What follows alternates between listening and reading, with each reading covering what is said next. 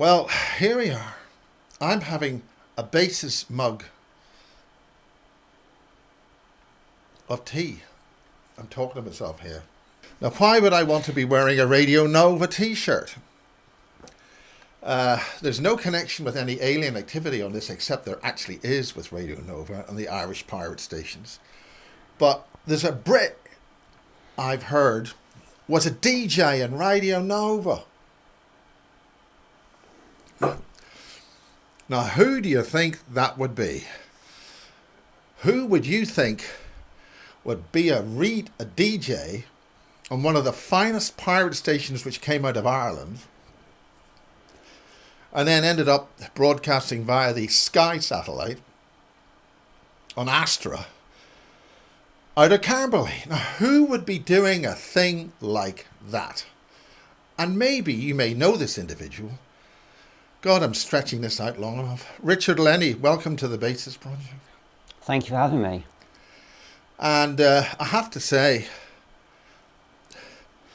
I never knew you were a DJ on Radio Nova. Well, it was only for a little bit, not very long. And it was just an experience that I'll never forget. And I got my mixing. I did a bit of mixing as well, which I used to do in nightclubs in Weston-super-Mare. And I had a sort of voice for radio. And yeah, that's where it came from, really. And I got friendly with someone who worked there from working in Dixon's and Curry's. Because what we used to do is we used to actually have them up on the TV from the Astra satellite. And we used to listen to their broadcasts. And we used to what sort of era are we talking about here? Right, we're talking 1990, yeah. 89, 90. God. They used to have competitions and we used to phone in. And we used to always win. And in the end, they said, why don't you come up and have a look around the place and we'll go from there. And I did. And yeah, that's how it all started, really. So it wasn't for very long. I only did a little bit of it, but it was good. It was good fun. It was interesting. I got to find out how everything worked. I got to hear my voice. Spin some discs. There's a thing they call liking the sound of your own voice, and Radio Nova was clutter free, 88 FM in stereo. That's when it was coming out of Dublin in 1982, 81, 82, 83, 84. 85. I think there's a Simple Minds song says that. And this is one of the original t-shirts, 819 AM. They had a 50,000 watt AM, and that broadcast to England, someplace off the east coast of Ireland. And 88 FM, they ended up changing their frequency to 102.7, and that was Kiss FM, KIISF FM, and that was KIIS FM from LA. And we're just anoracking here, but back to Richard, and apparently you've got some kind of connection with the UFO community. Have you got any background on that or anything? Do you want to talk about this? Because we can talk radio all day. Yeah, well, that was great memories, obviously, and I'll always cherish them. Yeah, as far as the UFO community is concerned, it obviously started way back when I was still at school, but I even did an oral exam on UFOs and stuff, and it all went from there, really. And I noticed there was a small community in Weston of people interested in seeing flying discs and stuff in the sky. So what I did was as soon as I left school, I started getting these books, because obviously we didn't have the internet back then. We're talking 1979, 1980. So I was getting books on the subject. And then one day, this is when I first started at Dixon's, I came home at 6 o'clock, got off the bus. I lived in a little village called Uphill. And as I went round the corner, my Uphill primary school was there. And above my school was 7 red lights in like a half arc shape in the distance. And first of all, I just thought they were planes moving away, but I noticed they were coming closer and closer and getting bigger. And I thought, well, I'm going to stop here and watch and see what they do. And they came really close, almost to above the school. And then the outer 2 moved up like that, went round into a circle, came back down into formation, so they were back into a 7 again. At this point, a friend of mine came off the next bus and he asked me what I was doing. I said, his name was Glenn. I said, look, Glenn. And he looked up and we saw them. And he said, what is it, Rich? And I said, I don't know. But I think they're coming closer. And sure enough, they started coming really close. And then we looked up. And as they came over us, it almost looked like they were connected. And like there was metal girders and stuff. And it was like one big craft. And then whew, it was gone. And I went home. He went home. And we both lived in Uphill. And I remember my nan, because I lived with my grandparents, she said that my tea was ruined, where had I been? And I said, I was watching some strange lights in the sky for about 10 minutes. And she said, we were over an hour late, so which was a bit odd. I didn't know anything about missing time back then. I just thought, well, you know, that's it. She obviously got it wrong. I wasn't that late. The thing about that night, though, it was about 6 o'clock in the evening. It was December. I don't know the exact date, but it was December 1980. And what happened in December 1980, we had the Rendlesham incident. They had one red light that came down. And I'm wondering whether or not that had anything to do with it. And that was a connection. And then they all flew off in different directions and then did their own thing and went to different parts of the country. And well, where were you exactly in the country relative to Rendlesham? Yeah, I was in a place called Weston-super-Mare. Okay, so, right. That's on the Severn Estuary. That's correct, yeah. Facing Wales, north, roughly facing Wales. And there's certainly no strange activity in that area, and there's certainly no activity in what called a Welsh Triangle or anything like that. And there's very few UFOs seen there, he said sarcastically. And certainly at the time... So keep going. Yeah, there was nothing there. So to us, that was obviously very strange. But Glenn said to me, when we talked about it a few weeks later, I just happened to mention it to her again. I said, that was a weird night, wasn't it? We saw those red lights in the sky. And he said, what red lights? I said, the red lights we saw. And he said, oh, no, they weren't red, they were white. So he saw them as being white. I saw them as being red, which I thought was rather strange. But otherwise... and then a few years later after that, he didn't want to talk about it anymore. I say, Glenn, remember going back years ago when we saw those lights? And he said, oh, I don't want to talk about it. And I thought that was a bit odd. So whether something happened to Glenn, I don't know. That didn't affect me, but affected him. Possible. But obviously, you know, he never wanted to speak about it again, so that was that. But that was my first, anyway, that was my first sort of, you'd call it close encounter with unusual objects that you couldn't describe. There was no sound. Is he colourblind? No, I did ask him actually about that. But this is very important. It's the perceiver. Yeah, he wasn't colourblind. No, he could see like we can, all the colours and everything. Because I thought that, and that was one of the first things I asked him. I said, "You aren't colourblind, are you, Glenn?" He said, "No." But he's adamant they were white. I was adamant they were red. So. About a week after we saw that display in the sky, there was a report in the Mercury, because I always check on the papers. Our local paper is called the Mercury, Western Mercury, just to see if anyone else had seen it. And there was, sure enough, there was a report in there. But you know what? They said they saw one red light flying around on Western Airfield. And we had an airfield back then. It was only a small one where small planes come down and take off, little Cessnas and stuff. And apparently he was flying around there. Now, go forward about 10 years, I started working with a chap called Duncan, and I happened to mention my night with these 7 red lights that I saw. And Duncan said that he saw one of those red lights, and they were red to Duncan as well. And he said he was looking through his telescope at the bottom of his garden, and he saw this red light shooting down, because he lived behind the airfield. He saw it come down, shoot around the airfield, making these crazy manoeuvres, and he just went, I'm not having this, and just ran in the door. So there we go. So that matches that. But he only saw one. So I'm adamant that the 7 that I saw must have split up afterwards and gone their separate ways. So really, that got you into the UFO thing. Yeah. That got you actually doing UFO stuff. Or I mean, what was the reason? Was that it? That experience? I was reading books before that. Like I said, I was interested in it anyway because I was obviously at school, and we'd see TV shows about UFOs and stuff like that. I mean, The Day the Earth Stood Still was an amazing movie made in the late 50s, and I remember watching that on TV in black and white and thinking that saucer coming down. I thought, yeah, I wonder if these things are actually real or not. So I used to always look up. When I used to walk to school in the mornings when it was dark, those mornings I remember, and it was still, you could see the stars and everything, I used to look up. I was always looking up, even at night time when I was out in town, or I'd walk home sometimes in the summer, I'd look up and I think I see something moving across the sky, and obviously that was satellites. But at this point I was using my own eyes, and that's it. So I wanted to know, obviously people had telescopes and stuff like that, and binoculars, and I had those as well.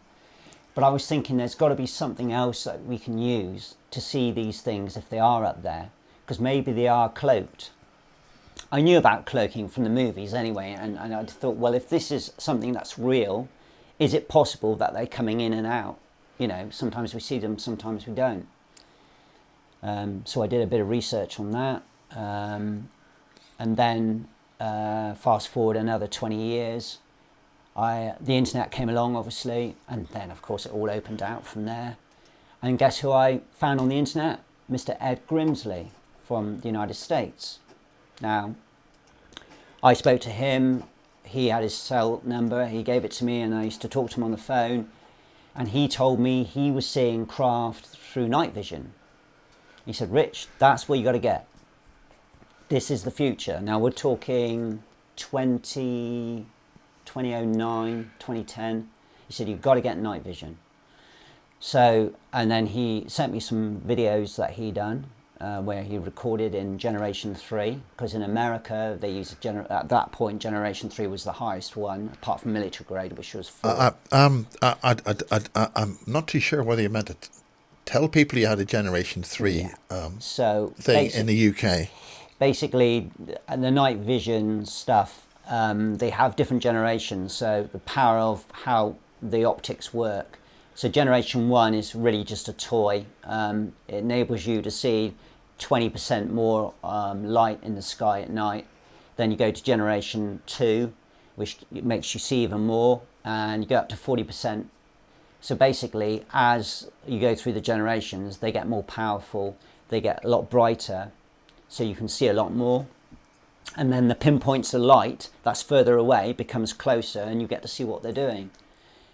So, but funnily enough, in the UK, Generation 3 were illegal, and Generation 4, so you could only go up to 2. You could go to 2 plus, which is like a Generation 3, you could get that in the UK, so that's what I bought. I bought a pair of Generation 2 plus night visions. But Ed came over from the States anyway and stayed with me for 8 days, and guess what? He brought all his night vision stuff over. So I had Generation 3, Generation 3 plus. He had them like souped up to Generation 4.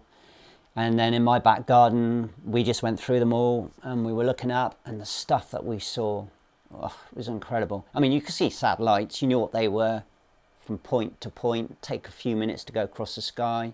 You had ones that go across slowly, and then you have ones that go across a bit quicker, and then you have ones that go past quite quickly, and that's because of the distances. You have satellites that are like last about 2 years and they're quite near to the Earth, and then you have them that go back 5 years and 10 years life, and of course the further out they go, the slower they look.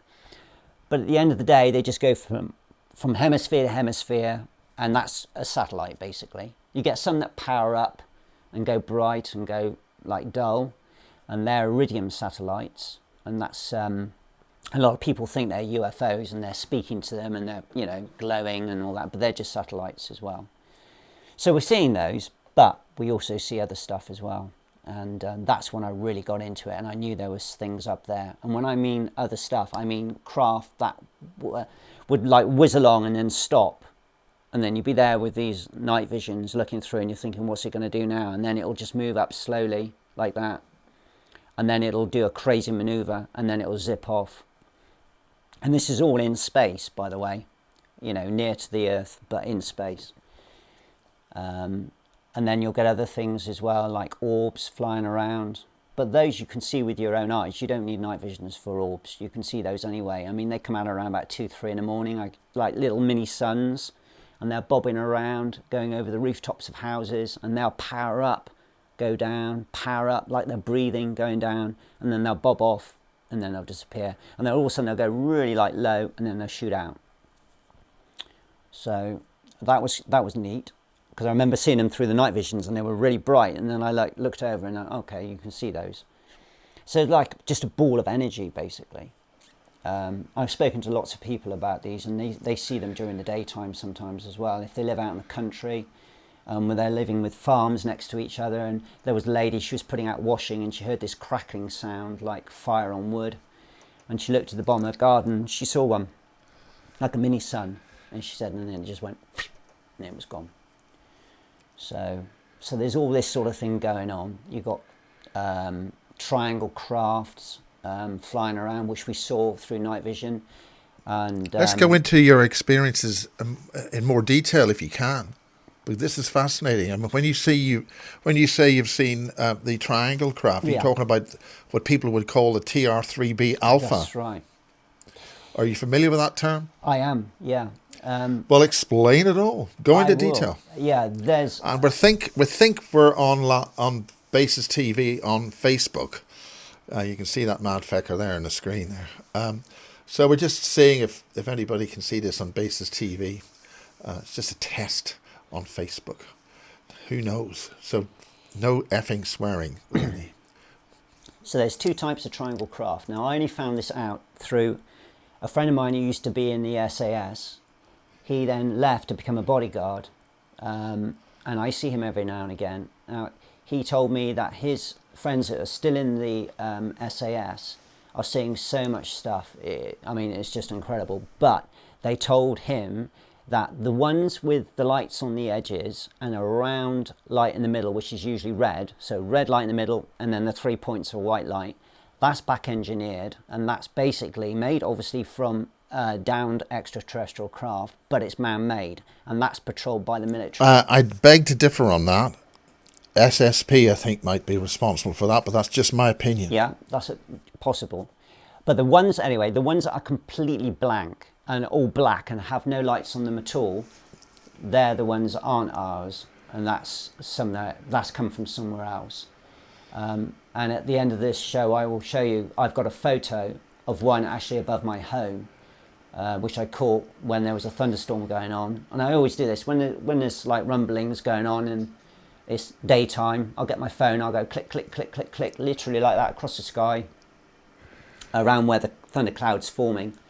And usually you will pick up a craft, because what they like to do is they like to fly in to the thundercloud, and we assume from this that they're using and harnessing the electricity in there to obviously recharge whatever cells they use to power their craft with. And I was lucky, I caught one at the very end. It was the last photo actually. I was about to delete it. I thought it was a crow. But I can show you that at the end. I've got 3 stills. I've got one showing the cloud and you can't even see the craft. And then I've got another one where I've magnified it up and then you can just see a black dot, which is what I thought was a crow. And then the third one, you'll see it's a craft. It's a triangle craft going into the cloud. But yeah, so we were seeing these anyway through night vision at night time. So obviously there was no flashing lights or anything.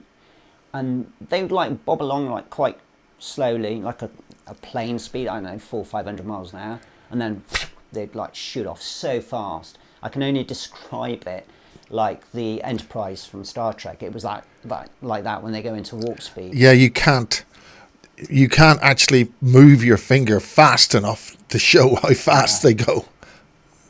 And you're there sat with your night visions, and you know, it's like, what happened there? It's gone. There was one I caught, which I think is quite important, so I will explain this in full, because I think it was going into light speed. So it was 3 o'clock in the morning. It was around about 2018, and I was about to go in. I had a really bad night. There was nothing going on, just satellites, shooting stars. It was clear, it was cold, it was 3 a.m.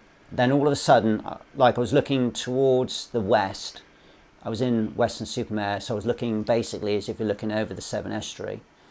And there was this sphere, and it just looked like a star basically, but it was moving up. So I thought, right, well obviously it's not a star, it's moving up. And because it's moving up, it's not a satellite. So I held it, and then it stopped. And it was there for, I would say, probably a good 3-4 minutes. Now I couldn't leave it, because if I left it, I would have lost it. So it was in space. And then all of a sudden, out of this sphere comes a white line. Well, it looked white anyway through the night vision. It was a line. So it starts to move out like this. A beam of light, if you like. So it comes out through my viewfinder. It was probably about that in length. However, I don't know exactly what that would have been, because obviously I can't tell the distance and everything. But it was about like that through my viewfinder. So we've got a sphere and we've got this beam of light. And then the beam of light slowly moves back into the sphere again.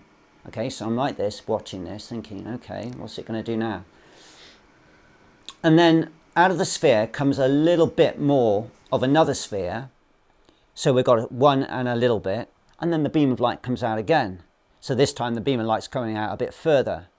I'm looking like that, okay, and then it just stays like that with this light shooting out of the side of it, just steady, like that. And then it moves back in again slowly.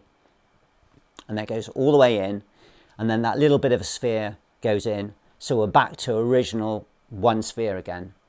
And then I'm thinking, okay, what's it going to do now? And then, like I said, it just goes whoosh, and it's so fast. And then about 10 seconds later, there was like a lightning flash.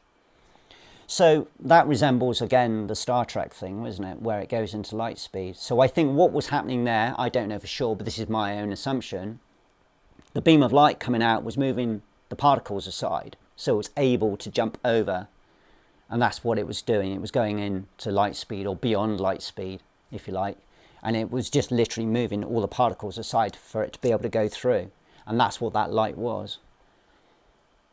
And then it just moved so quick, and then that was it. It was gone. So unfortunately I wasn't able to record it, because the night vision I had at the time couldn't record. I'd since bought a pair that can, so you can record with a memory card. But that was... Explain these night vision things, because I think there's I mean, you'd mentioned type 3 and things like that, because what would you need a night vision thing for, Lennie? I mean, why would you need a night vision thing? Because it's a criminal thing. You must be doing something nefarious. No, it's not criminal, because, like I said, up to generation 3, they're perfectly legal and you can use them. People use them to see planets and all sorts of stuff. Because with night vision, you can see up to 40% more than you can with your human eye.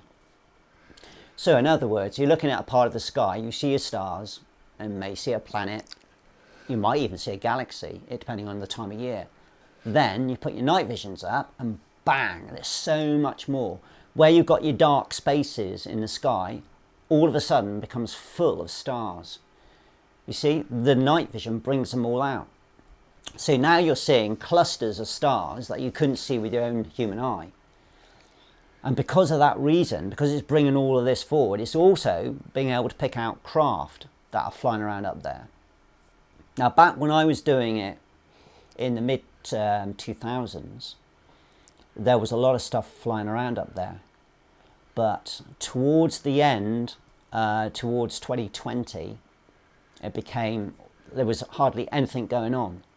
And I'm like, well, why is it now we're not really seeing anything anymore? You know, this is important. This is very, very important. So, and then... I'd like you to go into more detail on that, if you can. Yeah. So, getting in, like I said, going out and you know, I mean, it could be a week go by before I might see something that I can't explain. Whereas before, you get loads in one night, you know. I mean, there would be nights where you wouldn't see anything, and then there'd be other nights where you'd see like 4 or 5 craft. I mean, I had nights where I saw discs the size of football pitches flying over my head. You know, 10 minutes later, another 10 minutes, another lot. All heading towards the north, which I assumed back then was they were going towards the North Pole. I mean, they were huge discs, massive. And But I mean, did you work with any other people getting that kind of stuff? I mean, we hear an awful lot of stuff coming from the States, but this is so important. You're talking about England, the UK. This is all from Western. This is all my back garden and front garden. So, I found this other thing, and I'll just tell you this because again, this is quite important. When I was getting obviously stuff with night vision, there was this little light that would flash on and off every 10 seconds, and it'd be deep in space, very deep in space. It could hardly see it. It was just literally like a little glimpse. And I'd be there looking at it thinking, okay. And it would seem to move a little bit, but not much. And then this would go on for about 20 minutes. Every 10 seconds, I'd count like 1 Mississippi, 2 Mississippi. So every 10 seconds. And then I'd go out the next night, look up in the same place, nothing. And I'd move around, I'd find it, and it had moved literally from, say, the east, around to the south, and it'd be up in the south end of the sky, and it'd be every 12 seconds. So I'm like that, looking at it. Every 12 seconds, a little faint flash, deep in space. And then that would last for 10, 15 minutes, and then it would stop. And I'd get this, and it seemed to move around every night. And now, of course, we have the internet, so I'm putting this out. And there's this guy in Canada who said, "Rich, I'm getting the same thing. I'm picking it up too, and I don't know what it is. It's almost like a distress signal." But you couldn't. I said, well, "Is there any way we can decipher this?" And he said, "Well, not really, because it's just a single flash. It's not like Morse code or anything. It's just literally, so someone's got a flashlight and does that once every 10 or 12 seconds. But other people were seeing it, so it wasn't just me. Never got to the bottom of it, but I have noticed that other people now are starting to see it. I mean, we're talking like 2023, 2024. Every now and again, I'll see in the comments on Facebook or on YouTube, someone has done a video with night vision stuff, and they'll say, "Oh, we've got this flash. And I don't know what it is, and it's like deep in space, and it's like every 15 seconds or something, and it goes on for like an hour." And I thought, yeah, that's the same basically what I was catching like 10 years before, 15 years before. But anyway, going back to the fact that everything's calming down towards 2020, and I'm thinking, why is it getting so, there's nothing much out there anymore? And then I discovered that they obviously knew we were catching them through night vision. I mean, it's all out there on the internet. So what they've done is they've basically gone deeper into the infrared now.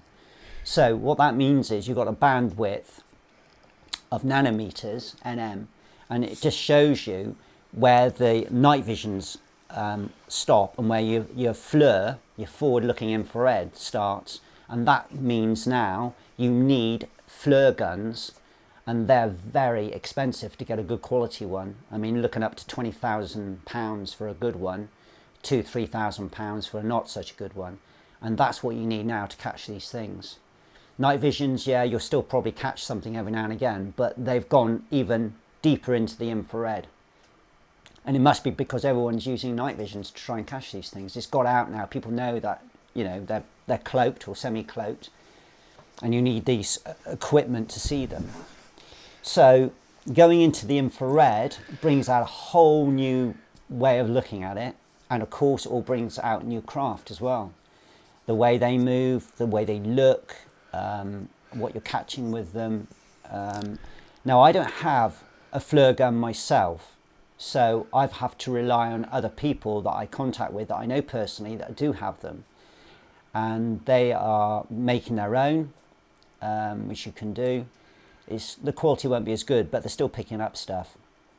And what they're picking up is they're picking up these spheres that are in the sky or in deep space or in space, and then they're changing and they're morphing into different shapes, and they're flying around, they're stopping, they're starting, they're going in and out. It looks like they're going in and out of our realm, basically. Or they've got a problem with their cloaking device and it keeps going in and out, in and out, in and out. But you're seeing this like perfectly with the FLIR gun. It's just beautiful. It just picks it up, and you're picking up all the orbs and the spheres and I everything. mean, you mentioned you could make your own. I mean, how on earth do you make your own? Yeah, you got to get the filters and that for it. So basically, you get a pair of night visions, and then you retint them, and you put another lens inside, and it turns it into like a flare gun. But I haven't gone into a lot of detail on that at the moment, because I found another way, and it's a lot cheaper to be able to catch these things. So I'm going to explain to your listeners for about £100 how they can catch these things, not just during night time, but during the daytime. Yeah. Because people say to me, they always say, Rich, why is it when I look up in the sky at 2 in the afternoon, it's a lovely day, you know, and I never see anything?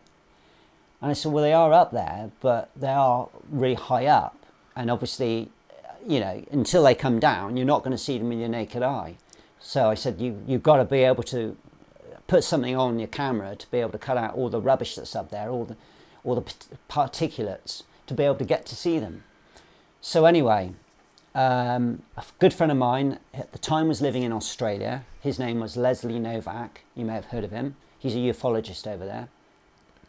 And I was talking to him about this. We used to Skype a lot. And he said, Rich, he said, I've got the problem solved.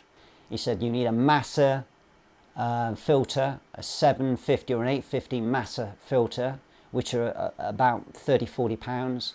Could you spell that out exactly? Yes, technically? MASSA.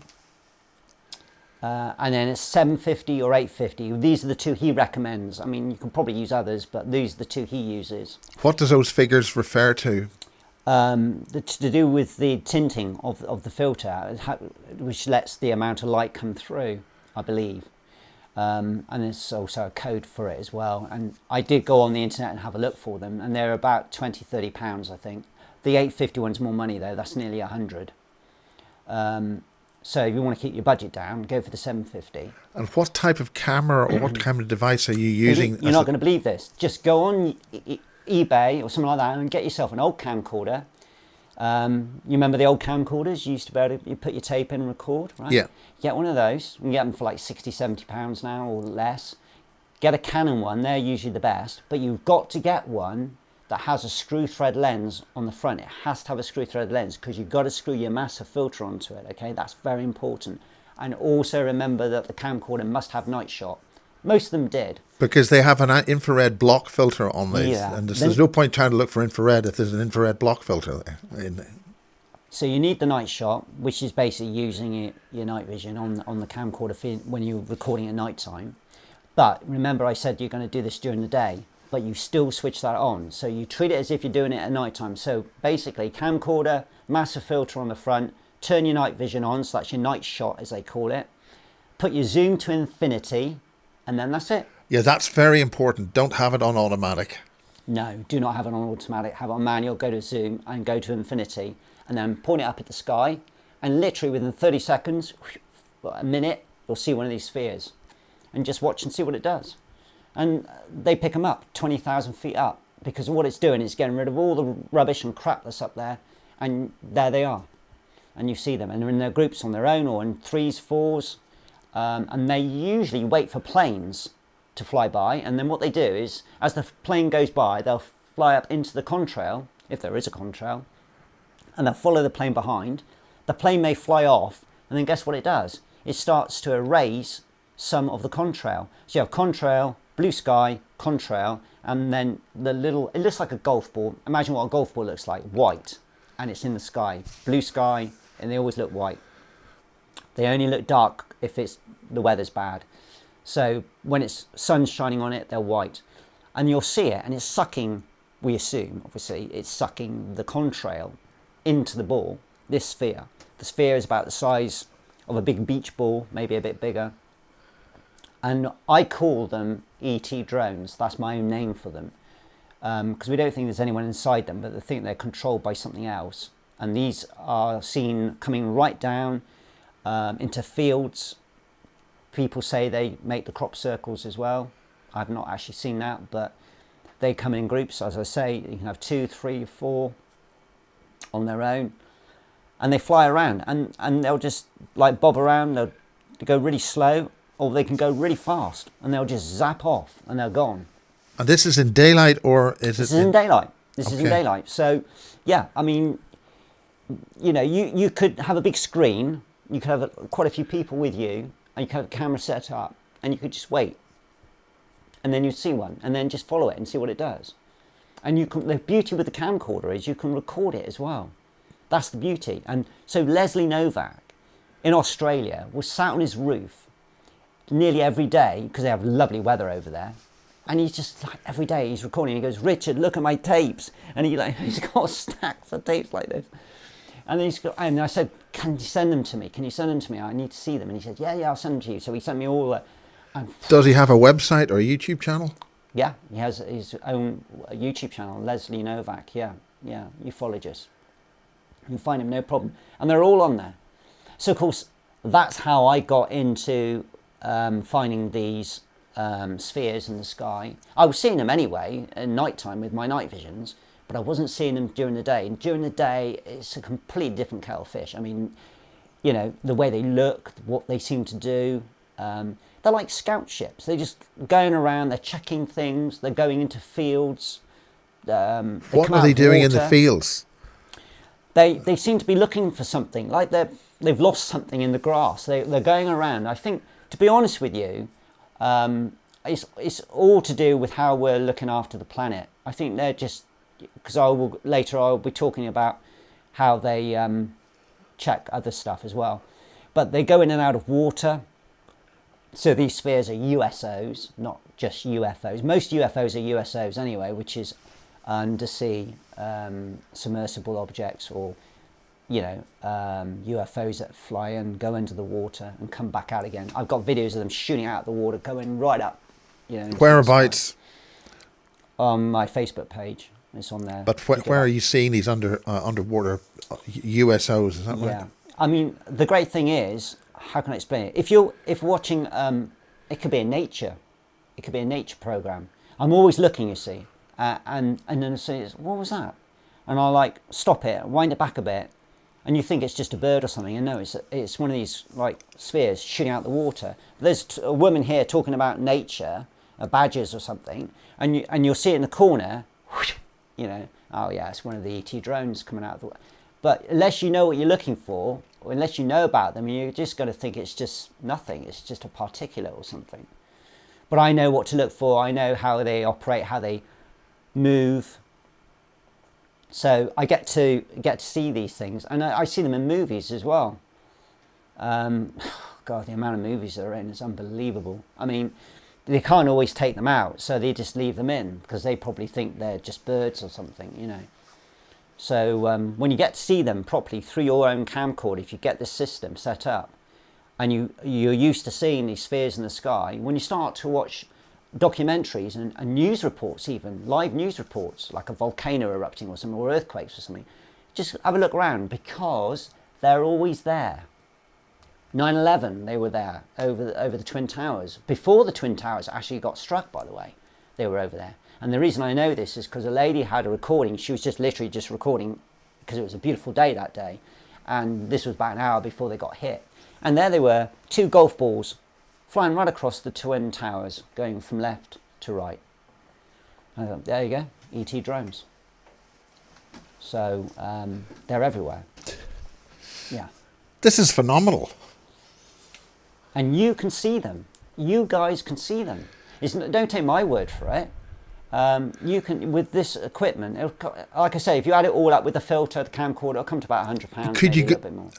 Could you go a bit more into the actual equipment so that people at home could sort of, maybe a bit more detail about type numbers or anything on how they can do this? Well, like, you know, the filters, yeah, you know about that, right? I mean, the idea is to sort of, you can do this at home. I mean, it doesn't matter what type of camcorder, as long as it's got a screw thread lens, and as long as it's got night shot, and you'll see that in the specifications anyway, get it. I mean, obviously I said Canon because they're good quality. I mean, I used to work in Dixon's, I used to sell them, so Canon camcorders were very, very good. Sony, Panasonic, I mean, you know, if it's got a screw thread lens. Sony would have the night vision. Are we talking high 8 or digital 8 cameras here? Not really, no. That's the beauty of it. It doesn't have to be that. No, any camcorder is fine. It'll pick them up. If it's got the night shot. That's the beauty of it. It does not have to be pure digital. That was a lot of people think it has to be the digital part that picks it up. I mean, I thought that as well, but then I realised no, it doesn't. Analog is fine. Some of the craft. I think some of the more recent cameras have got too many filters in them. Yeah. And that stops you seeing things. Yeah, and they're starting to do that, by the way. So I've been told through the grapevine that they've cottoned on to everything we're doing, and they're trying to make it harder and harder for us to see all this stuff now, which is why you want the old stuff, the stuff that is fine, it works okay, and like I said, it's cheap. Just make sure it works. Obviously, it still works properly, and you've got the screw thread lens, and you've got the night shot switch button. You're off and running. Get your filter, obviously, that's very important. Make sure your zoom's working as well. Don't buy one where the zoom doesn't work, because you need that. You've got to go to infinity on it, because this is part of the problem. When you look up at the sky with a normal camcorder and you don't have the zoom on infinity, you won't see anything. You've got to have especially it these right cell in. phones, which autofocus and things are a disaster. And then you've got to have a clean lens in the bloody first place. That's Not right. your fingerprints over the lens on a mobile. Yeah. I mean, these mobiles now, I call them cell phones, but these new ones, they're amazing. I mean, this is why everyone's picking up so much stuff now, because they are picking them up as well. But they're not doing it to the same extent this setup can do. And they love our planes. And this is part of the problem, which I want to get into, is the fact that they can get very close to the planes, and they get to a point where they can actually hit the nose of the plane, and you get dent. The pilots don't know anything about it, of course, until they land, and they just assume that it's a bird strike, which of course it can be. But if you've got no blood on there, you've got no entrails, you've got no feathers, it's just cracked paint and a nasty big dent, the chances are he's hit one of those spheres. We know what hail looks like when a plane goes through it, because it's all pitted, so obviously that's hail damage. You just have a look at the photos, they're on the internet, and you can always tell the planes that have been hit by a sphere. It looks completely different. And their pilots are now reporting them, and this is the thing, they're seeing them now. They feel more comfortable with reporting stuff, which they never used to. Oh no, I never see anything, nothing strange. Of course they do. Hasn't Gary Heseltine mentioned something? What's his name? Dave Hodrian explained something about a pilot reporting center or organization quite recently, about a year or so ago. Yeah, I do believe there is something. Yeah, I do believe he did report something like that. Yeah, they're having reports coming in on the air traffic control where they're saying, how can I explain this? Right, they're all coming into land, and they have like a buzzer in the cockpit that tells you if there's a foreign object coming towards them. Is that for drones? And they thought that was these drones that were flying around. But the beauty is there's nothing there. They don't see anything. They see it on radar, but the pilots aren't seeing anything. They're seeing nothing. There's nothing out there as far as they're concerned. But the planes are picking it up. The planes are telling the pilots there's something coming towards them, but they don't see anything. The radar picks it up as well as something coming towards them. But again, they don't see anything. So whether they're cloaked, I don't know. But all these planes were coming into land. They're all getting worried because they think there's coming across their path. And all the warning lights and that, and the buzzers are going off, and there's nothing there. Well, clearly the plane's picking it up, so there must be something there. Yeah, if the plane is telling the pilots there's something there. Yeah, and they're all tested when they come down, and there was no faulty wiring, there was nothing wrong with the plane. The plane was working fine. It was doing its job properly. And then you've got pilots that are flying at 30,000 feet, and they'll just see something flash across, their screen, and they're like, "What was that?" And they'll get their phones out, and if it's still there, they'll video it. And sure enough, it's usually those spheres. They're flying around the plane. They're almost like, "What are you doing in that plane? You're contaminating the planet." That's what it seems like to me, because they're very interested in what comes out the back end of the plane. Because they're always round the back end of the plane, if they can be, And I'll show you, I've got photos of the spheres at the back end of the plane as well as the front. And there's I one. mean, are they checking for chemtrailing? I mean, the Met Could be. Office has actually admitted Yeah. to this. I mean, we all know that there's a whole pile of stuff coming out of these planes. Could be. So they're checking that up. It could be that, or it could be checking to see if the plane's armed or has got any nuclear weapons on it. They may think, you know, they don't know it's a passenger plane. Maybe they think it's something that's going to harm the planet. They just want to make sure that everything that's flying up there is not, you know, going to do something catastrophic to Earth. That's what it seems like to me anyway. And they're always doing it. And you watch them. That's why I say if you see. Well, the Randle Forest UFO event you mentioned, that had a lot of nukes involved, which were all neutralized. So somebody's doing something. That's right. Yeah. They know. I mean, if you send up a rocket with a dummy warhead in it, they'll still take it out, even if it's a dummy warhead, because they're not going to take any chances. And then the whole silo will shut down for 12 hours, and they won't be able to do anything. Which is why I've always said to my friends back in the past, don't worry, there'll never be a nuclear war, because they won't let it happen. They will stop it. They'll never get to that stage, because they'll just shut the whole thing down. I actually spoke to one of them on a radio show I did years ago. Major Holt, his name was. Yeah, Colonel Holt. Yeah. I spoke to him on the phone, That's he was a big publicity guy at Randle Forest UFO events. That's right. And yeah, he had an incident like that where they shut down the whole base. And he said, Rich, you said, well, that's what Gary Heseltine has got a thing about. I believe so, yeah. On his book, Non-Human, I think it's called. That's right, Non-Human, yeah. And anyway, he was saying that, you know, Rich, he was like, and they had like this plasma ball, and it was at the gates. It was quite weird, and the security guard like rang down and said, what do I do? I think it wants to come in. And he said, oh no, I'm coming up. So he goes up. By the time he got up there, I think it shot up and it was gone. But yeah, they didn't have any power for about 12 hours. It literally shut the whole thing down. So there is rumours going around that one of them that flew up with the dummy warhead in it, there's a saucer that comes out and fires a beam at it and knocks it out, and then you see it crashing. I don't know how real that video is, by the way, but there is a video circulating on the internet showing it actually happening. But we do know it does happen because obviously... well, I mean, there have been testimonies from various military people in the States where the nuclear weapons have been spun up to launch stage, but not actually launched. And the Russian launch sites losing their nukes, as they say, they're burying these things called hot iron because the nuke weapon itself had been neutralized. Yes. There was one, wasn't there, where they were doing, they stopped the countdown with a dummy warhead in on it, and then it started again. And they couldn't switch it off.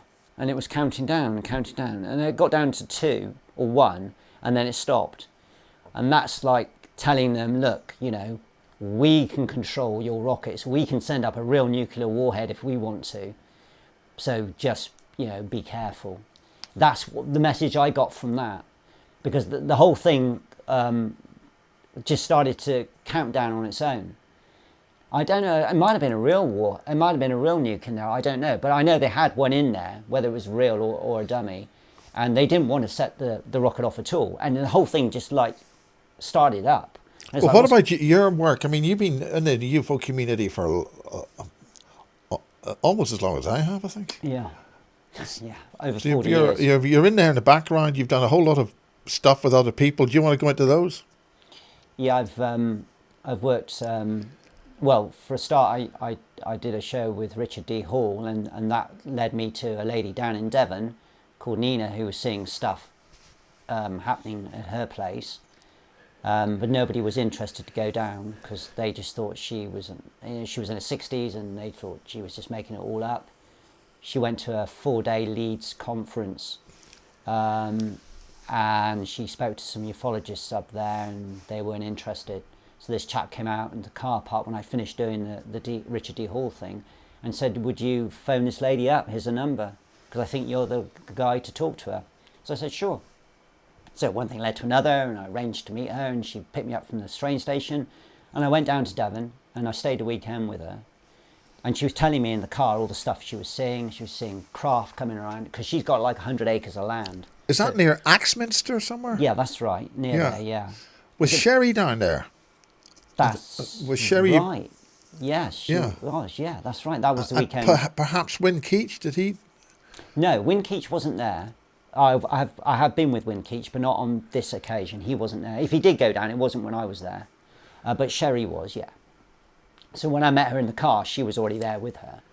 And so that, yeah, we all went down back to her place, and she was telling me the stuff she was seeing. And like I said, she had like 100 acres of land, and so of course they could do whatever they wanted. So this is private. Is it Moorland? Is it? Yeah, I mean, when we drove up to the house, Pete and all that? you couldn't see the house. It was literally that, it was all encased in this massive, great big fencing and the massive, great big doors. And you opened up, and then you drove into this driveway, gravel driveway, and there was this beautiful like house, and then there was just literally fields upon fields upon fields, and it was all hers. And she started to tell me that during the week they'd fly over to check to make sure everything is okay, and then at weekends the mothership would land. And she said it was like a huge craft, like the size of a football pitch, if not bigger. And it would have these like grabber things that would go down into the soil and back up again, which it would lock itself into. And she said she'd see these little, like, what we call them grey aliens, I suppose, coming out. And she was seeing stuff that no one else can see. And she said that they gave her the ability. So basically, the bottom line is these ETs gave her the ability to see into the infrared. And I've actually had proof of that. So without the aid of FLIR guns, night vision, she could literally just look and say, look, Rich, there's beams coming down there. I'd look and see nothing, just a lovely garden. And she said, look, they're coming down 45 degrees, taking up soil. I see nothing, Nina, I see nothing. Go and get your equipment. So I go and get my equipment and put it up to my eyes. These are the night visions I had, generation 2. Still nothing. Beautiful garden, all lit up, nice, but I couldn't see the beams. And then, are you on the actual infrared bit that powers it up? And I pushed the button, I had it switched off, and bang, there they were. As she said, 45-degree angle, 2 beams coming down from the sky. Push what button on what thing? Give me details. There was a kidney-shaped cloud, probably about, I don't know, 100 feet up in the sky, maybe 200 feet up, oscillating like that, okay? And now from this kidney-shaped cloud, if you like, was these 2 beams at 45 degrees coming down, literally 10 feet in front of me. And we discovered in the morning there was holes, like I've measured it, 2 inches across, 4 inches down, perfectly, beautifully machined. It was like metal, but it was the soil, and where they were taking up the soil up into this kidney-shaped cloud. So anyway, it's night time, it's 9 o'clock at night, and I'm looking at this. She's beside me with no equipment at all. I'm here, and then I go like that, and there's nothing. It's really weird. And I go back there, and it's almost like I'm playing a pre-recorded tape of these beams coming down. But don't forget, I'm on night vision, so there's no tape involved. And then I remembered I had the camcorder with me, with the tape in it, and it had night shot. So I went, whoa, hang on a minute. So I switched that off, went and got the camcorder, put the night shot on, and bang, there they were. So I was able to record it. So somewhere in my house, on a little memory stick, I have these beams coming down. So I'm recording it, I'm watching it, and then all of a sudden, after about 5 minutes, I hand the camcorder to Nina, and I start to move forward because I want to walk into the beams. I don't know what made me do that. Why would you do that? So, and as I walk towards the beams, she grabs my leather jacket and pulls me back and says, no, Richard, don't do that. And I had to respect her wishes. I was on her property. But something made me want to walk towards the beams. I don't know why. It was really bizarre. So anyway, she gives me the camcorder back. I carry on recording. And then all of a sudden, the beams start to move. This was like something out of War of the Worlds. It was incredible. They started to move around to the back of her property. Now, I'm seeing this through the camcorder. She then tells me, and you can hear her voice, because obviously it picks up her voice as well. She goes, Richard, they're moving to the back of the house. And I said, yeah, I know, Nina, I can see. So she could see the beams moving. She knew what they were doing. And I had to have the equipment to see it. And she was just standing there, watching it with her own eyes. So there's proof there that they gave her the ability to see in the infrared. So anyone that says that's rubbish, there's the proof. Because how would she know that the beams were moving around when she couldn't see through my equipment? Only I could. And that's when I knew 100% that they were here, or something was here that was making us see all this stuff. And this stuff is real, and it is happening, and it's fact, not fiction. So anyway, they went round to the back of the house, so we stopped recording that. And then we went round to the back of the house to see if they were still there. And of course, I used Nina, and Nina said, no, they've gone. So I accepted the fact they weren't there. I didn't need to look through my camcorder anymore. So I was there, sat on one of the chairs at the back of the garden, having a bit of a rest after that experience. And all of a sudden, this ball of light literally shoots past me. I go like that to avoid it, and it curves balls down into a downstairs bedroom that she had on the side of the house. And there was a flash.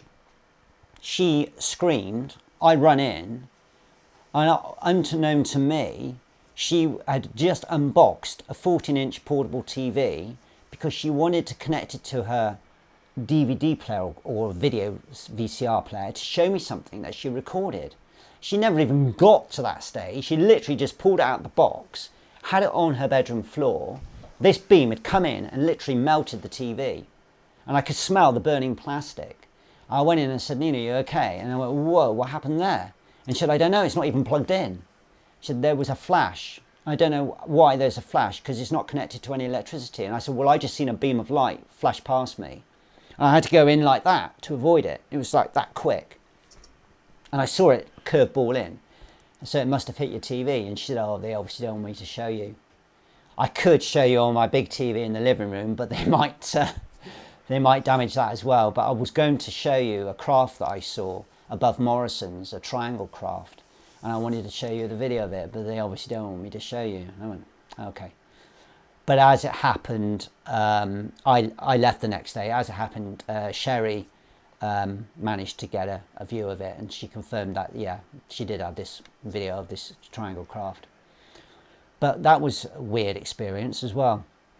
And the fact that they are able to melt a TV like that with pure energy, I wish I'd had that on video. But anyway, you have to believe me on that one. It did happen, and the smell of the burning plastic, it was horrible. And of course, it was a brand new TV, and it was completely ruined and made a mess too. And that's when she told me the story, because the plastic on the floor was all messy. She said, oh, it reminds me of one morning, Richard, because she's telling me all these different stories that she had experiences with. She said, I was in bed, it was about 5 in the morning in the summer, and I heard something in my living room. So she said, I got a baseball bat, because she lived on her own. And she said, I went through to the living room, and there was a squid-like creature. She had beautiful Japanese lacquered furniture in this living room.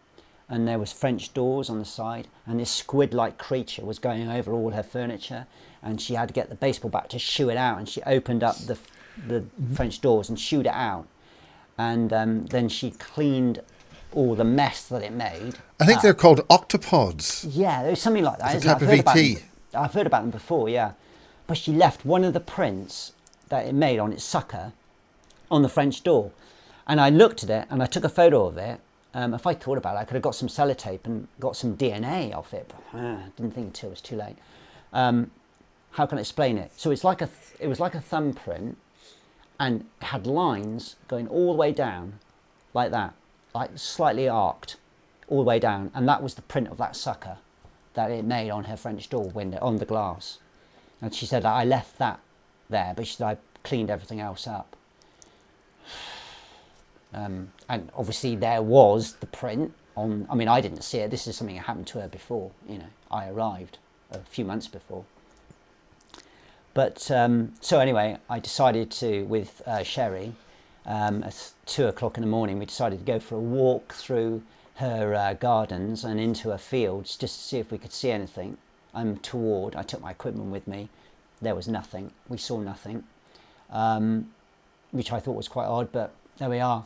And then the next day, Nina said to me, it's probably because you're here, Richard. They know you're here, and it's the weekend, and normally they'd have landed by now, but because you're here, they're probably, they're not going to, because that's what she reckons they do during the day, during the week time, in the day and night. They fly over to make sure everything is safe for the mothership to land at weekends. And I said to her, what do they do at weekends when they do land?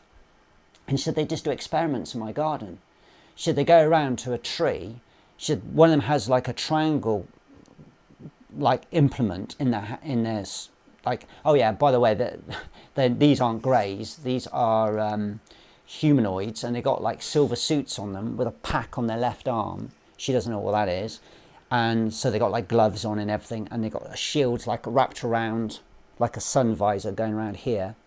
There's two of them, one smaller than the other. And he holds this triangle thing in his hand, and he moves to she got a big bush in just off the driveway of a property, and he puts it into the bush, and then smoke comes out the top of the bush, she said, and then he moves away from the bush, and he'll go over and he'll go into another bush, and then like smoke comes out the top of the bush, and she's thinking, oh my God, they're going to set fire to my, but nothing comes as flames or anything. It's just literally this black smoke, or greyish black smoke that comes out the top. She doesn't know what they're doing. And I said to her, well, they're obviously interested in foliage, they're interested in your fruits on your trees, they're interested in water. And she said, oh yeah, I've got a man-made pond that they suck up. She said, I've seen the water go up into the sky. I said, well, they're taking up the water to see if there's anything, pollution in there. And the next day when we looked at the grass, where I said I saw those holes in the grass where the beams had come down and taken up soil, there was berries. And the berries had the skin all peeled off them, beautifully peeled off them, and they were just like naked. And you could see some of the peel on the floor, where maybe someone had got a very sharp knife and gone round with the berry like that and taken it off with a sharp knife. And obviously that's what they've done. There was an acorn which was like laser cut in half. Half of it was left, the other half was taken. I took that, so I've got that at home. I actually got an acorn, I got a very sharp knife, and I tried to replicate that. Could I do it? No. You try it. Next time you find an acorn, you get a very sharp knife or a blade and you try and cut through it perfectly, you won't be able to do it. They're so tough. This thing, whoosh, beautifully sliced. So they're taking berries, they're taking acorns, they're taking soil, they're taking water. They're just basically doing experiments. And this is what was going on in her field from what I could fathom out from the time that I stayed there. I wanted to stay longer and I couldn't. She phones me up about 5 days later, and she goes, Richard, I need some advice. I went, yeah, okay, Nina. She goes, I've had a little egg-shaped craft land in my field opposite me from where the house is. You know, the one you went into with Sherry? I went, yeah. She said, it's got spindly little legs. This is exactly how she described it. It was egg-shaped with spindly little legs. It landed, okay? There was a door that opened, or it looked like a door. There was no hinges or anything, but there was just like this cut in it where there was a door. And she said, I can see inside, she said, and there's 3 little aliens or whatever you like to call them in there. I said, what do they look like? She said, well, they're like those grey aliens I told you about. I said, right, okay. So they don't have spacesuits. She says, no, not those. They're small, like 4 foot, 3 foot. And she said, they want me to come into the craft. And I said, well, how do you know this? Where are you? She said, I'm in my bedroom, upstairs. I'm looking through the window. I'm looking across at the field where they've landed. And they're telling me telepathically, because that's how they communicated with her, they want me to go in the craft. What do? Do I go in or don't I? So I'm sat in my living room, I'm just watching a movie, and I've paused it and I'm talking to her and I say, what do I say to her, you know? So I said, well, how do you feel about it? Have you been in before? She goes, no, I've never gone in one of their craft before. I really try and keep away from them. Richard is really upsetting me. I don't know what to do. And she was. I mean, the whole thing was, you know, she went to the doctors about it. They gave her prescriptions and nothing would work. I mean, really, she didn't want them there, to be fair. She wasn't that interested in it. But, you know, she'd been put in a situation. She didn't know what to do, which is why she obviously was contacting ufologists about it, which is where I came in. So I said, look, Nina, you don't want to go in there. Don't go in there. Just stay where you are. I think that's probably the best thing. But I said to her, I expect what they want to do is just take you for a ride because, and then she knew what I was going to say, because back in the 50s, This is before we were supposed to get disclosure. They were going into farmers' fields, landing their craft, which I think was saucer shaped back then, and they were letting farmers go for a ride in their craft. They would take them, zip them around, and then pop them back down again, let them out, and then fly off. Some farmers would go, some farmers wouldn't go. And we believe, all of us, all ufologists believe that they were setting the stage to get full disclosure. And then, of course, we know what happened. They shut the whole thing down. The government shut everything down. They no. Yeah, and then there was an agreement, and it all goes into that. But that's what that was, and I think that's what they were doing with Lennie, when was that? I mean, what sort of date and circumstances behind that, leading to a disclosure then? Yeah, they were talking about it back in, it was late 50s. We're talking 57, 58. In France especially, there was a lot of cases of craft landing in farmers. It was always usually farmers, not suburban, in farmers' fields. And these farmers were going, yes, I got taken up, amazing. And others were saying, I don't want to go. And this thing came down and they left an impression in my field, I think there was something like that going on at Giant Rock, or was it Big Rock, way up in the Mojave Desert.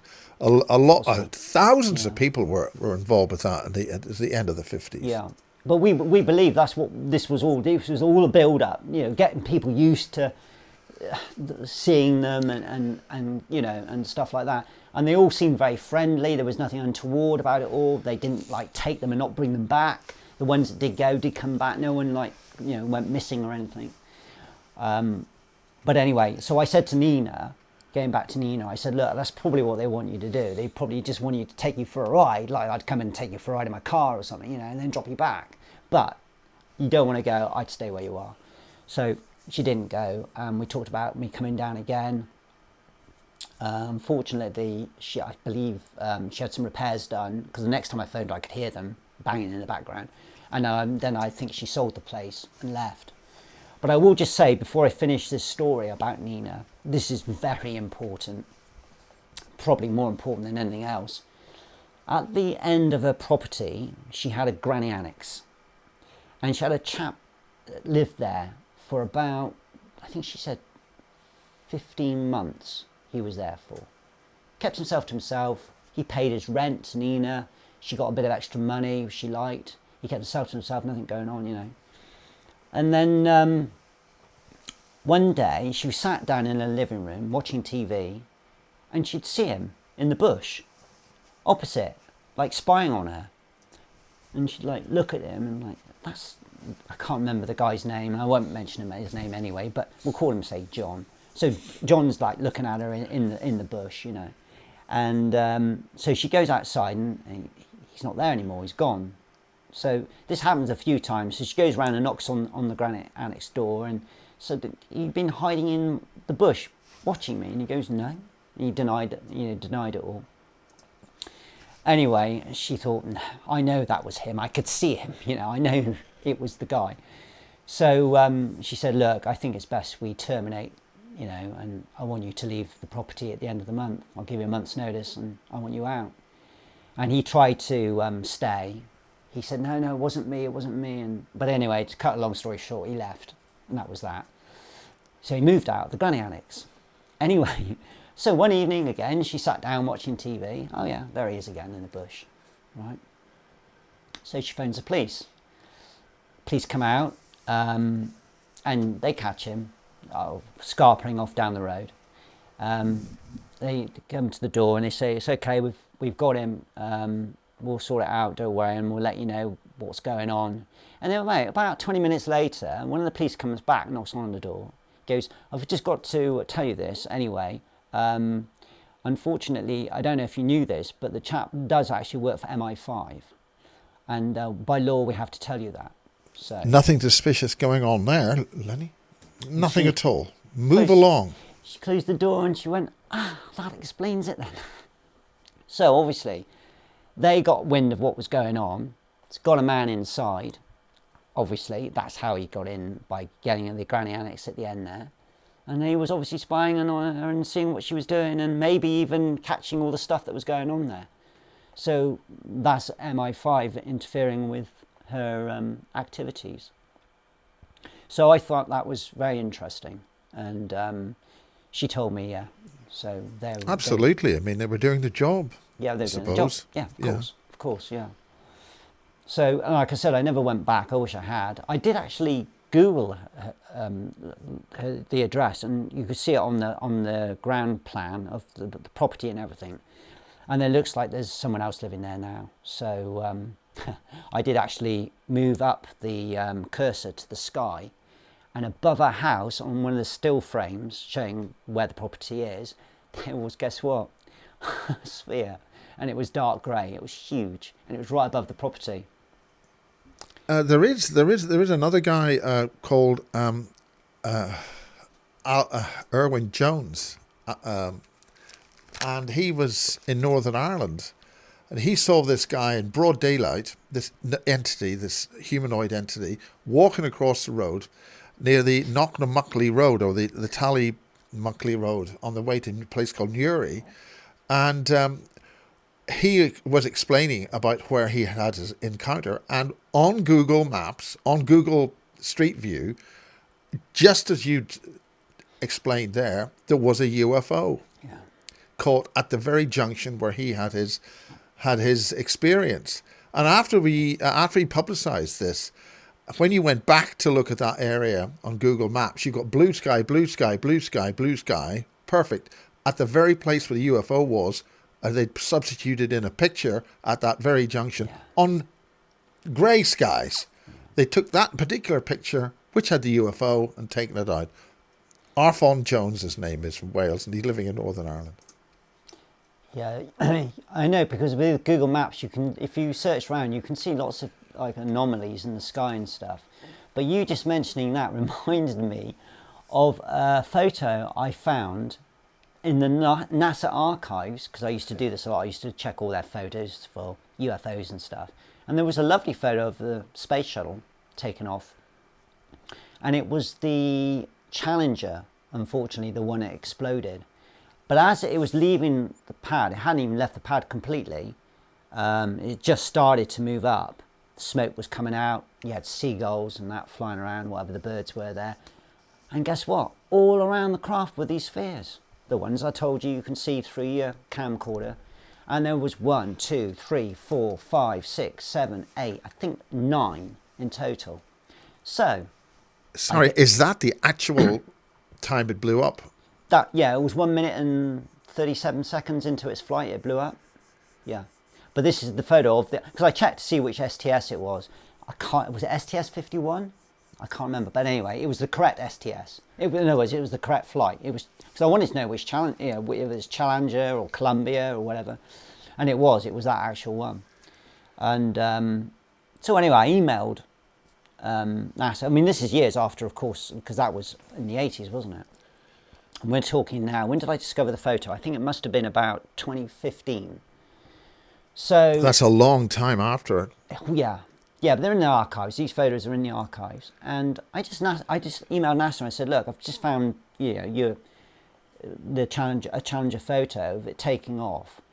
And there's all these, I put spheres, like anomalies, around it. Can you tell me what they are? They didn't reply back. I knew I probably wouldn't get a reply. So anyway, I downloaded the photo onto my computer. About a month later, I went back in again because I was searching for other stuff. And I came across that photo and I thought, that looks different. And I blew it up. And you know what they'd done? They airbrushed the whole lot out. It was the same photograph. But did you have a picture of it? Oh yeah. I've got both now. I've got the before and the after. I mean, I'm going to sort of mildly suggest, Lennie, would you by chance have that photograph for us to see now? Or is it on the PowerPoint later? Yeah, that's one. Unfortunately, I haven't got it at the moment. I have got it somewhere at home, and I will find it because it was. Lennie, for God's sake! No, I can explain the reason I don't have it today. I mean, I'm being sort of like, would you like to show this to the public, please? I want to show it to you. Trust me, I do. But I will explain in a minute why I can't. But anyway, so there's the photo. Sounds like a conspiracy. This. No, there's the photo, and it's been airbrushed out. I mean, you can see it's been airbrushed out. There were so many of these spheres around it. They just went shh. You know, it's like they've put Challenger onto a blue screen, because you had clouds, you had the birds, remember I told you about? They'd all been airbrushed out. They had to be, because they were all in with the birds and they were in with the spheres. But I blew it up, and if you look closely, you can actually see one of the spheres, or half of one of the spheres, which they didn't quite cover completely.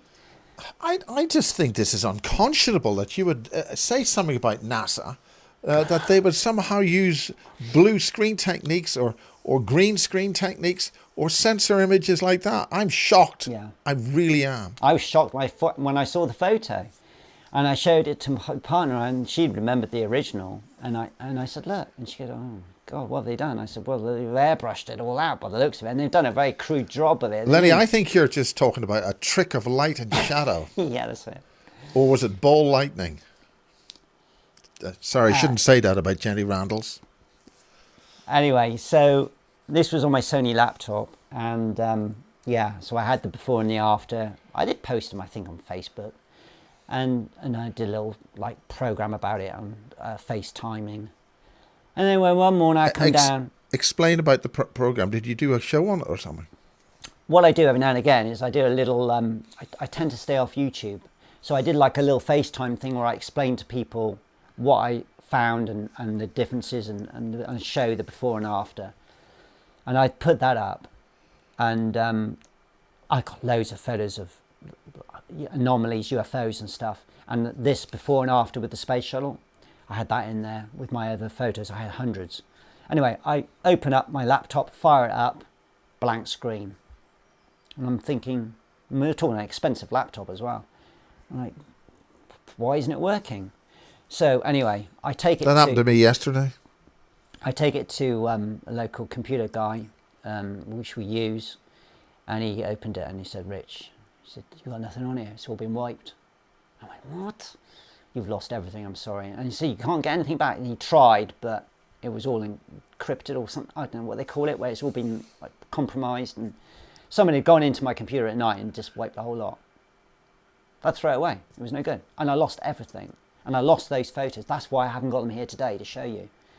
I can only tell you, and you have to believe me, because everything I'm telling you today, by the way, I wanted to say this at the beginning, is all fact, not fiction, and it's all real, not lies. I'm not making any of this up. This is all as it happened to me, 100%. Lennie, I would be, I would resemble that if it wasn't. Yeah. So, unfortunately, that's why I don't have these photos today. And yes, guys, I did go back in and try, and you know what? You can't even find the airbrushed one now. I can't not find those photos in their library anywhere. They've taken them out completely. So the before and the after have gone completely. Are you suggesting maybe there's some kind of remote access into your personal computer files? I know. I can tell you right now. I did I don't know. It was years ago. I did a 2-hour radio show, and it was on 58 platforms, and the MOD was trying to shut me down. And I know this because the guy afterwards, the engineer, said he had the footprint going back to this MOD place. And he said, I kept you on 57 platforms. He was brilliant. He said, I lost one platform. He said, no, you were on all the others, so don't worry. But he said, I had a devil of a time keeping you on, Rich. He said the second half. And the thing was, it was on a channel that talked about ghosts. They wanted me on because it's sort of paranormal, I suppose. Tell us all about these shows you've been on. And, well, this one... I mean, you've been on a lot of stuff. Tell us all about it. Yeah, and the first half, they must have thought I was talking about ghosts or something, I suppose. But when in the second half, they realised I wasn't. This is when he had the problems. And like I said, he kept me on 57 platforms and lost one in the end. But there you are. They were trying to shut me down on that. So I had to be a bit careful with what I was doing, and that's why I didn't do any more shows for quite a while. I thought, well, I don't want to lose anything more, because I built my photos back up again. I've got a nice selection. I keep them on hard drive. Obviously, I'm not stupid. I do download them, and I wish I'd done that originally. You need to download them, and you need to keep them on more than one hard drive. I just showed you some today, which I've lost in last week. I know, and I mean, you learn by your mistakes, right? And I just wished I'd had, back when I had the Sony laptop, and I had that before and after. There was, just to run another example, going into NASA files, it was a beautiful high-res photo of the ISS. Beautiful it was. And at the bottom left-hand corner, I was like, what's that? And no word of a lie, docked, well, I say docked, it looked like it was connected to the ISS, was this craft, which I'd never seen before. It wasn't a space shuttle. And and actually that's a lie, I have seen it before, but anyway, wasn't a NASA one. And it was like a robot, it was like one of those like Transformers. It was a square body and it had like grippers coming out on the side like that. And I thought, I've seen that somewhere before. And I went through my archives and my photos and I found it, where a guy caught it through his night visions. I think he lived in Austria or somewhere. And it was flying around the sky and it had these like claw-like gripper things, which he only assumed is to grab stuff, because that's what they looked like. I mean, you couldn't mistake it. That's what they were, like hands, like fingers, you know, but they were claws. And this thing was flying around and he got him in the night vision. And this actual craft was docked and it was by the side of the ISS. And we're talking high res. It was amazing. The picture quality was incredible. So I thought, well, I'm going to download that. And so I went off the photo to get something, go back on it, and it was gone. And I couldn't find it. And I'm like, oh God, where is it? Where is it? And 3 hours it took me, and I still couldn't find it. And it literally just gone completely. And like, did I imagine it? No, I didn't imagine it. I know I saw it. Because I wanted to download it and put it onto my hard drive. But another one I lost. Whether they knew I was looking at it, I don't know. I think they probably did know. Because isn't that weird how 1 minute it was there and then the next minute, I mean, I literally went off it to sort something out to get it to download, and when I went back on it again, it had gone, so I thought, oh, I'll go back in and get it back out again. I knew roughly where it was in their archive, and it wasn't there. It's as if someone had got the file, literally peeled it out and threw it away. So there's another one that I can't show you. I never even got to download it. But sure enough, and that craft was there by the ISS. So what does that tell you? Did they know it was there? Or was it actually docked? I can't say it was docked. How long were you actually looking at that? I mean, I was wondering what the response time was. I was on it for a good 10 minutes. Because I was, you know me, I was looking around everywhere else in the photo to see if I could find another craft. You know, was there a sphere out there? Was there anything else? No, that's all I could find. So I was on it for about 10 minutes, I reckon. And it was a beautiful high-res photo. It was a lovely shot of the ISS as well, actually. Can you go into further details on that craft from memory, or can you draw it? Yeah, no problem. And I can, and I do have another photo of that craft. I don't think I've got it here today. And if I can send it to you though. I can send that to you tonight. That craft that I've told you about, that was by the ISS, so it's not a problem. I don't want to sort of labour a point here, but if it's been deleted, yeah, while you were looking at it, do you think sending it to me would? Yeah, well, what the one I've got at home at the moment isn't. Yeah, it's obviously not from, like I said, because I haven't got that photo. But I remember when I said to you, I saw it, and I thought, I've seen that somewhere before. Because I had that quite a lot, where I see a craft and I think, I know I've seen that somewhere before. And I go through my files and I go, there it is, you know. So yeah, I got it on a different photograph, and it's just on its own. Some guy in Austria caught it through his night vision, I think, or something. But it's the same craft. It's just a shame I don't have it with it by the ISS, because that would make... it's a bloody crime again, disgrace. Again. I know. And I used to... I used to typically look through live shots of the ISS. I mean, back in the day when I had more time, I'd come home from work, put the ISS on, live stream it, just sit there, you know, when I could be watching a Bond movie or something. No, I'm watching live ISS. And the stuff I used to see. I mean, triangle craft. I mean, there was a beautiful one of inside the space shuttle. The astronaut was telling us about the instrument panel. I don't know which STS this was, and you could see out through the windshield, you know, into space. And all of a sudden, this triangle craft flew straight over it. And wow! And it was like, and I was able to, because at the time I was recording what I was seeing, and I whizzed it back and I showed it to my son. He was young at the time, and I said, "Look at this." His name's Ayrton, and I said, "Look at this, Ayrton." And he goes, "Wow, it's a craft." I said, "Yeah, look, it's flying." And we went straight over the shuttle, and you could see it. You could tell it was triangle shaped. Because what parts of the craft you could see. And then there was another one that looked like the emblem of Star Trek that they have on their T-shirts. I've got that here today, by the way. I can show you that. That literally just appeared in space for a few seconds, and then it went to they cut the feed and it went to sound bars, which of course they do all the time. And you wonder why they've got high-res cameras. Well, it certainly doesn't happen here. Yeah, that's it. And the ISS literally has got cameras all over it, and high-definition ones too. And you sometimes wonder, I mean, okay, you want to see Earth from space, I get all that, but why have they got so many?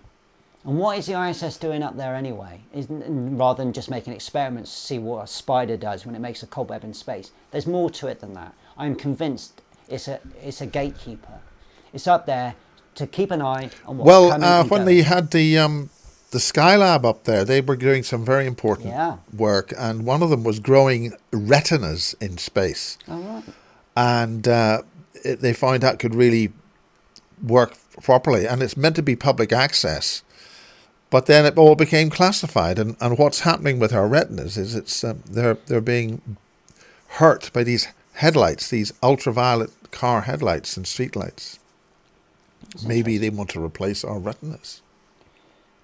Well, actually, talking about retinas, my nan's brother, my great uncle, he actually invented a device where you can actually have laser surgery done in your eyes. So it was part of our family that actually sorted all that out. So, which is quite interesting. So people have laser eye surgery now, can have correction done and don't need to wear glasses. He was a brilliant man. And he, by the way, he was a professor. He did a 3-hour S-level maths exam in 10 minutes and did all the workings out in his head. I remember him telling me that. There are people like that. Yeah. Well, Lennie, we've been running for about an hour and a half. Do you want to have a cup of tea? I don't mind having a break, yeah. And I can go into the second half telling you about what I think's going on and where it all leads up to,